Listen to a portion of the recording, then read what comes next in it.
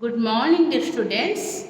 So, last class we studied about polarity of a bond and how to measure the polarity with the help of a dipole moment. And this dipole moment depends on the electronegativity of atom, the polarity of a bond, as well as the shape of molecules and their bond angles. Okay, so today here we are going to discuss a new concept, that is molecular orbital theory.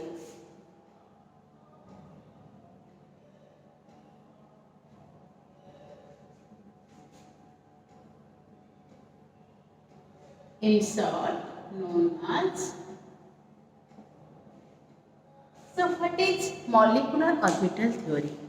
So molecular orbital theory that based on the linear combination of atomic orbitals. So what is an atomic orbital? So atomic orbitals, the three-dimensional space around or the space or the region around the nucleus where the probability of finding electron is maximum. That is known as your atomic orbitals. So similarly, when these atomic orbitals combines, generally all the so when the atomic orbitals combines, generally it forms the molecular orbitals. So up to now we know that only the valence shell orbitals take part in bond formation. So the valence shell orbitals which contain the unpaired electron that generally take part in bond formation by overlapping with other atomic orbitals which contain half-filled electron. But what happens to the inner shell orbitals where they remain as such, where they remain like inert? But actually, according to this molecular orbitals theory, not only the atomic orbitals but also so not only the valence shell orbitals of an atom but also the inner shell orbitals of an atom take part in bond formation.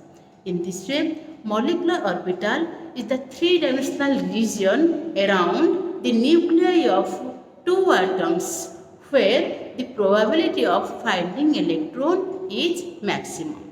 So the molecular orbital is the three-dimensional space around the two nuclei, around the nuclei of atoms where the probability of finding electron is maximum, or where the electron density is maximum. That is known as your molecular orbital. And these molecular orbitals generally formed by the linear combination of atomic orbitals. So how this linear combination takes place? This linear combination takes place in two ways. One is known as your addition way combination, another known as your subtraction way combination. So in addition way combination, generally the wave function, that the positive wave functions, wave function is linearly combined with the positive wave of another atom. Otherwise, the negative wave function combines with the negative part of the wave function combines with the negative part of the wave function of another atom. So in this is called your addition. This is the linear combination, that is called additive way.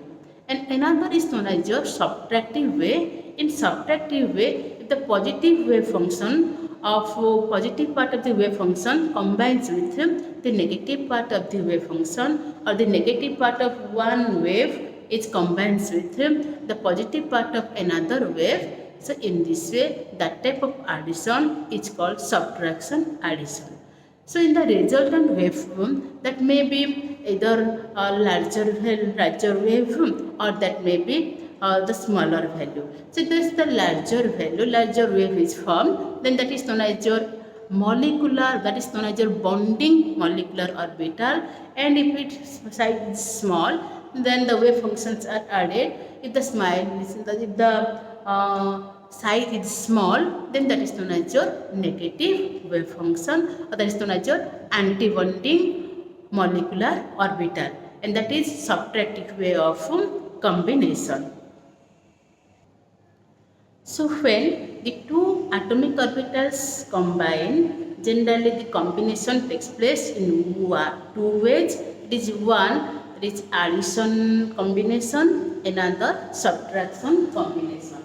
So the linear combination of atomic orbitals takes place in two ways. Takes place in two ways. That is one, addition combination, and another subtraction combination.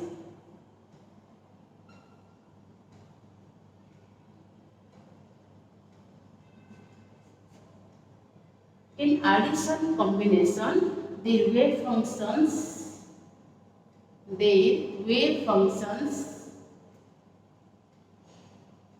are added. The wave functions are added.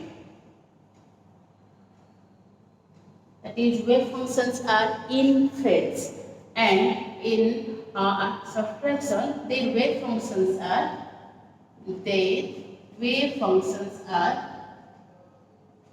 subtracted.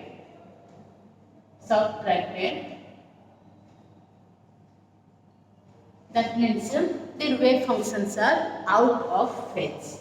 Okay, so in this way, actually what is wave function? So wave function, the orbital is generally considered as a wave function. One orbital is considered as a wave function. So if we say this is the atomic orbital, it has two lobes, positive lobe and negative lobe. So in this, in a wave, this can represent it as plus and minus. Similarly, for spherical also, one part is positive and another part is negative. So this is a round, so half part is positive wave and another part is negative wave. This is also represented in this way. This is the positive wave and negative wave. A wave is generally represented, so an orbital is generally represented in terms of a wave function.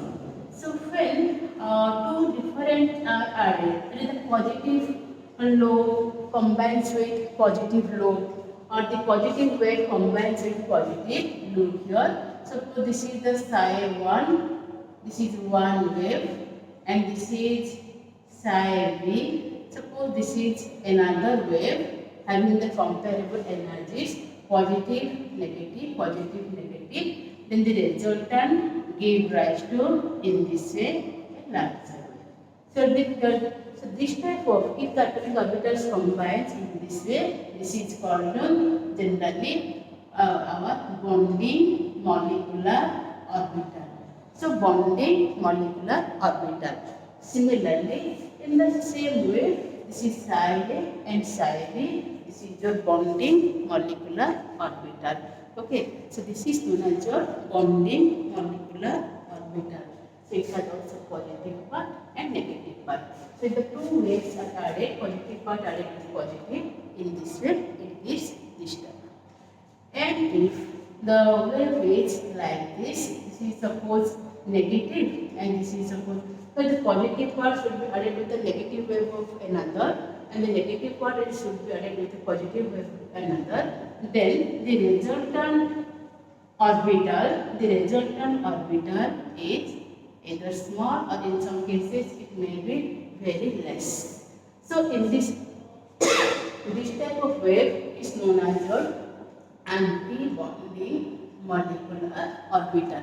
So this is known as your anti-bonding molecular orbital.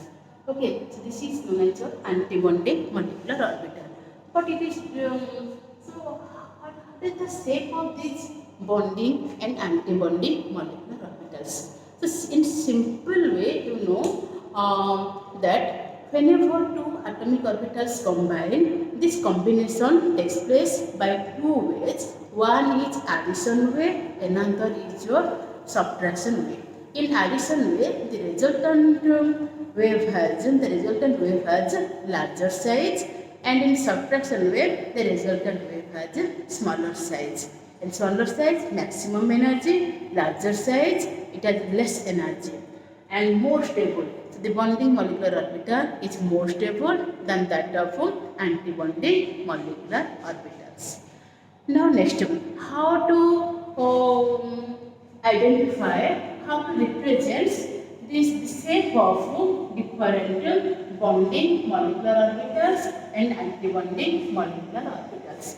Look here, so molecular orbitals are two types by the linear combination. One is known as bonding molecular orbital, another known as your antibonding or molecular orbital. So that is your bonding molecular orbital and antibonding molecular orbital. Bonding molecular orbital and antibonding molecular orbital. That is generally due to result of addition way and addition combination, and another is your subtraction combination.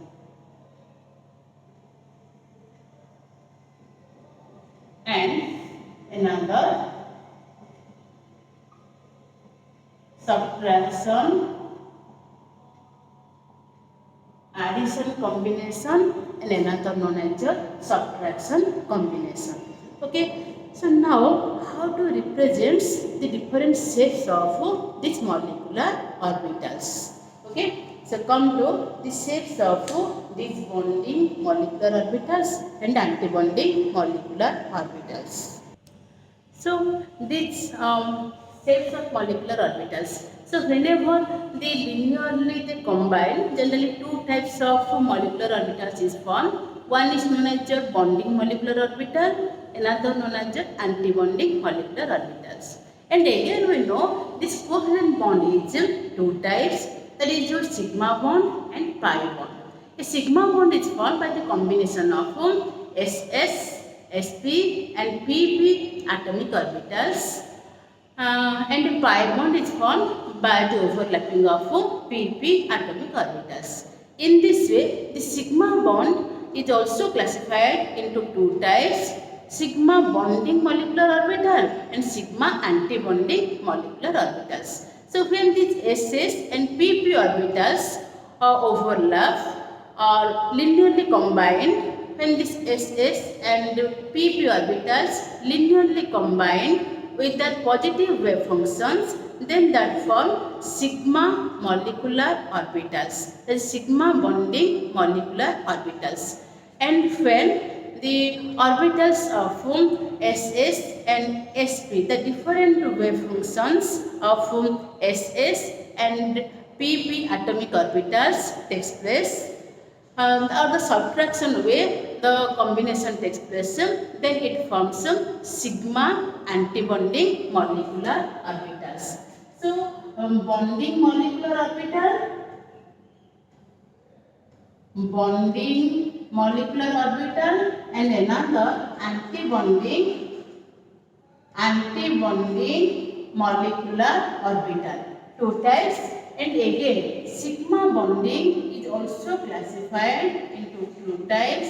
And one is sigma bonding molecular orbital, sigma bonding MO represented just sigma, and another sigma antibonding MO, sigma antibonding molecular orbital represented as sigma star. Okay. Similarly, pi bonding is pi bonding molecular orbital. This is also two types. One is pi bonding molecular orbital, that is of represented as pi, and another pi antibonding, that is represented as pi star. So antibonding are represented as star and bonding are represented as okay. So in this way different types of orbitals. Let us draw what are the shapes of these pi bonding, antibonding, sigma bonding and antibonding molecular orbitals.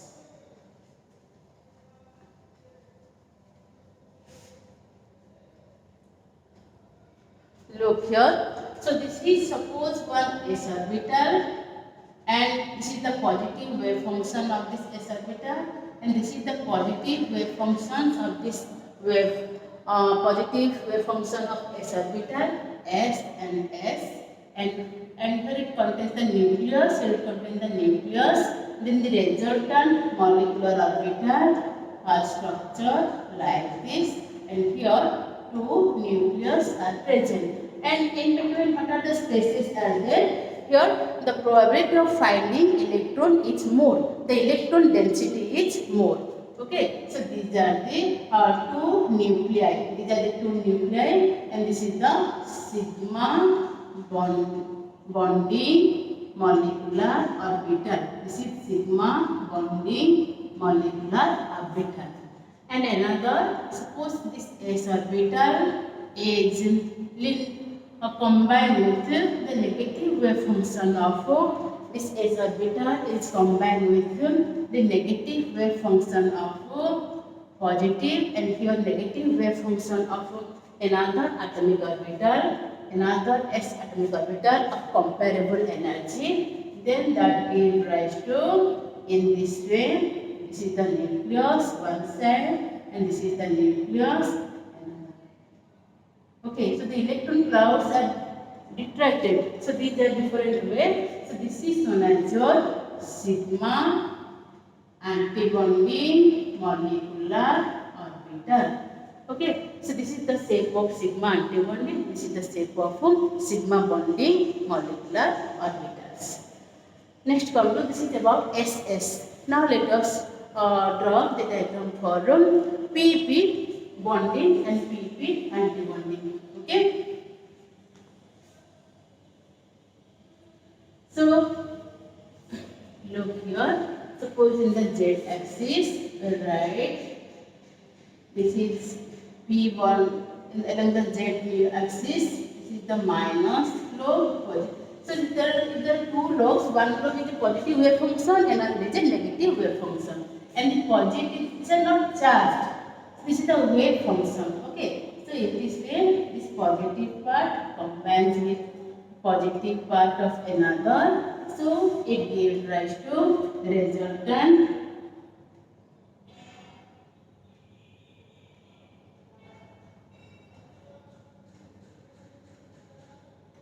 in this way. So this is known as your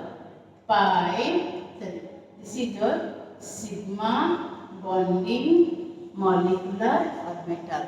This is your sigma bonding molecular orbital. This is the positive part, negative and negative. This is your sigma bonding molecular orbital.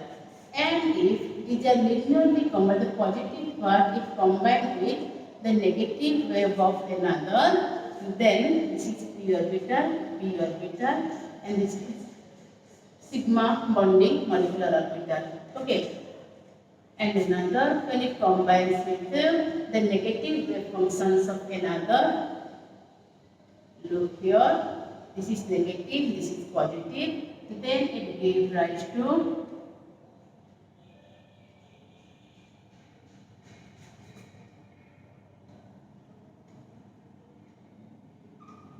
okay. So this is known as your sigma star antibonding, a sigma antibonding molecular orbital. Negative, positive, positive, negative. So in this way, the linear combinations of atomic orbitals takes place. Okay, so this is your bonding and antibonding. Next come to how these pi bonding and pi antibondings are formed.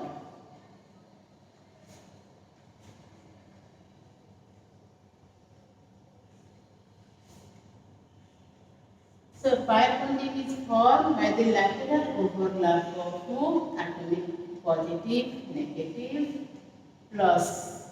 Suppose here another wave, positive, negative.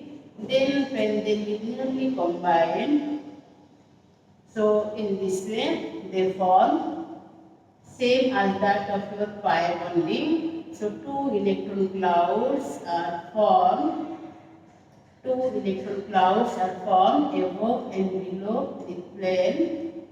Okay, so in this way it gives rise to one electron cloud here and another electron cloud here. This is the axis. Okay, so if this is the axis, one electron cloud here and another electron cloud here. And if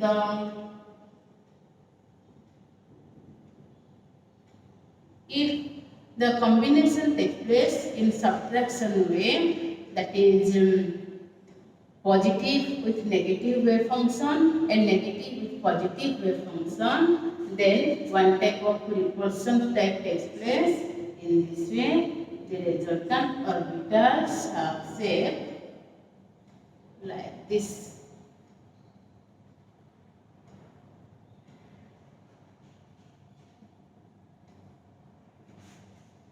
In this way, the resultant orbitals. Suppose this is your px, px and px, px. So in this way, nucleus is present. In some cases, you can write like this, or we can also write like this. The electron cloud we can represent. Okay, we can represent like this. This is the sigma bond. This is the pi. This is pi bonding molecular orbital. This is pi anti-bonding molecular orbital known as pi star. This is pi star, that is pi. Okay, so in this way, these are the shapes of. Next, note down what is the difference between atomic orbital, molecular orbital, and what is the difference between bonding molecular orbital and anti-bonding molecular orbitals. So note down the points of difference between atomic orbitals and molecular orbitals. So the electron cloud extends around the nucleus of a single atom. Here the electron cloud extends around the nuclei of bonded atoms in the molecule. Next, it is monocentric in nature because one nucleus is present. It is polycentric in nature. In a molecule, how many atoms are present? So it combines all the atoms in this way. It contains more number of nucleus. In this way, this is polycentric in nature. And it has the properties of the single atom only. It has the properties of the combining atoms. Its shape is simple. Its shape is complex in nature. For simple molecule, you can draw. For various higher molecules, you cannot draw easily. So this is complex in nature. Atomic orbitals are designated as s, p, d, f, etc. And molecular orbitals are designated as sigma, sigma star, pi, pi star, delta, delta star, etc. Okay, so write down the point of difference. Next, we will go what is the difference between bonding molecular orbital and anti-bonding molecular orbitals. So look at the comparison of sigma bonding molecular orbital and anti-bonding molecular orbital. So a bonding molecular orbital is found by the linear combination of atomic orbitals when their wave functions are added. An anti-bonding molecular orbital is found when their wave functions are linearly combination of atomic orbitals. So orbitals is formed by the linear combination of atomic orbitals when their wave functions are subtracted. And it is formed by the lobes of the combining atomic orbitals have same sign. It is formed when the lobes of the combining atomic orbitals have opposite sign. Its energy is less than the combining atomic orbitals. In this way, more stable. Its energy is more than that of the combining atomic orbitals. In this way, less stable. It increases with the electron density in the space between the nuclei of atomic orbitals. It decreases the electron density in space in between the nuclei of atomic orbitals. It stabilizes the molecules and favors the formation of bond. It tends to destabilize the molecule and does not favor the bond formation. So bonding molecular orbitals are represented as sigma, pi, delta, and it is represented as sigma star, pi star, and delta star. So note down these points. Okay. So after that, I want to say another thing. So what other information we get from these molecular orbitals. So when two atomic orbitals combines, it forms two molecular orbitals, one having less energy and more stability known as bonding or molecular orbital, another having higher energy and less stability known as antibonding molecular orbitals.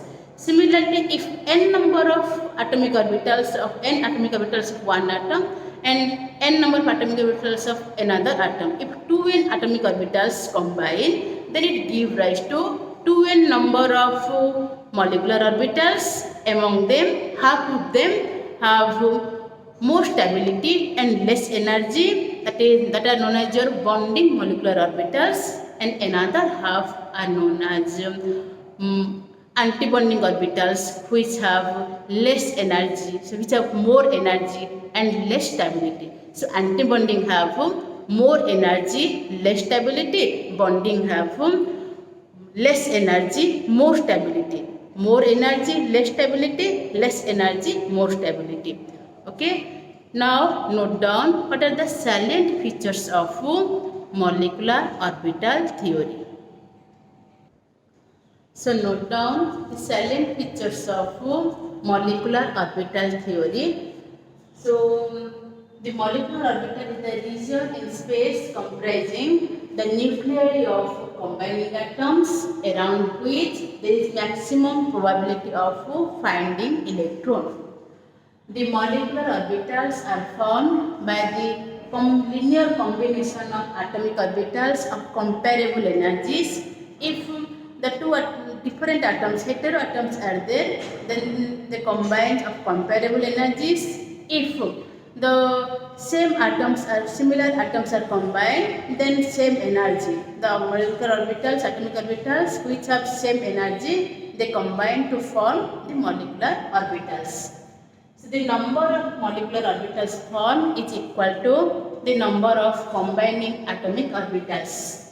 So when two atomic orbitals of two atoms combine to form two molecular orbitals, one of them has lower energy and maximum stability, that is known as your bonding molecular orbital, and another has less stability and maximum energy, that is known as your antibonding molecular orbitals. So here we have drawn the energy level diagram. This is the atomic orbital, this is the atomic orbital of comparable energies or same energy combined, and when these two atomic orbitals combines, it forms two molecular orbitals. One of them has lower energy, that is bonding molecular orbital, another has higher energy than that of the atomic orbitals, that is known as your antibonding molecular orbitals. So these are 4 points, and there are also some other points. First note down these 4, then we will discuss the other points. Some other points are the shape of molecular orbitals depend upon the shape of combining atomic orbitals, and the molecular orbitals are represented as sigma, pi, delta. Antibonding are represented as sigma star, pi star, delta star. Each molecular orbital can accommodate maximum of 2 electrons. So while filling the molecular orbitals, it obeys all the same rule as that of the atomic orbitals, that is Pauli's principle, Horn's rule, and Aufbau principle. So each molecular orbital can accommodate maximum of 2 electrons, just like atomic orbitals. That is according to Pauli's principle. According to Pauli's principle. Similarly, in d-joint orbitals, the pairing of electrons will not take place unless each orbital is singly filled with parallel spin. So if some cases in the molecular orbital, some d-joint orbitals appears at that time, so first single electron is filled in d-joint orbitals, and after that pairing of electron takes place. So that is according to Horn's rule. It is also obeys your Horn's rule. Okay, and the molecular orbitals are filled up by electrons in the increasing order of their energies, starting from lower energy to higher energy. That is according to what? Aufbau principle. Aufbau principle. In the same way as the atomic orbitals build up. So for the filling of atomic orbitals there is order. Similarly for filling of the molecular orbital there is order. So up to nitrogen the order is sigma s, sigma 1s star and sigma 2s, sigma 2s star. That is sigma 2s star means that is the antibonding, and without star that is your bonding. Then pi to px, pi to py, sigma to pz, then pi to px star, pi to py star, then sigma to pz star. And from oxygen onwards, that is oxygen, fluorine or neon molecule suppose you consider, then the molecular configuration is sigma 1s, sigma star 1s, sigma 2s, sigma star 2s, sigma 2pz, then pi to px, pi to py, pi star to px, pi star to py, and sigma star to pz. Look here, all the things are same, only a small point of difference. So here the pi to px, pi to py, the pi orbitals have lower energy than that of sigma molecular orbital, whereas in case of oxygen molecule or other cases, the sigma orbitals have lower energy than that of the pi molecular orbitals. So here pi molecular orbitals have lower energy than sigma molecular orbital, and here sigma molecular orbitals have lower energy than pi molecular orbitals. And what other informations generally we get from this molecular orbital theory? So maximum characteristics of molecule can be explained by this molecular orbital theory. So it can explain the magnetic behavior of molecules, it can explain the stability of molecules, it is helpful to determine the bond order. Okay, so other informations we get from molecular orbital theory. So what are the informations generally we get from this molecular orbital theory? So what information we generally get from molecular orbital theory? First, it explains the stability of molecule. Stability of molecule. Okay, so then how many number of electrons are present in bonding molecular orbital and how many present in anti-bonding molecular orbital? So if Nb greater than Na, then the molecule is stable. Then molecule or species is stable. Okay, if Nb less than equal to Na, the species is unstable. The species is unstable. And what other?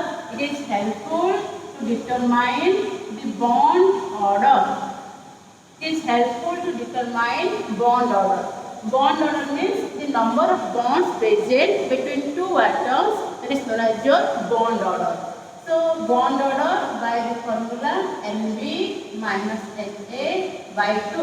What is this Nb? Number of bonding electrons. And what is Na? Number of anti-bonding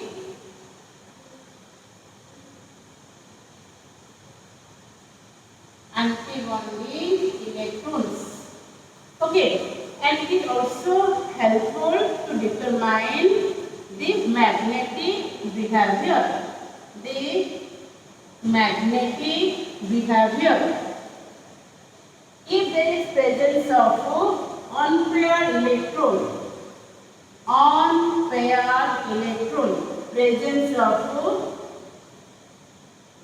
unpaired electron in the molecular orbital, or that is the bonding or anti-bonding molecular orbital, then the molecule is paramagnetic.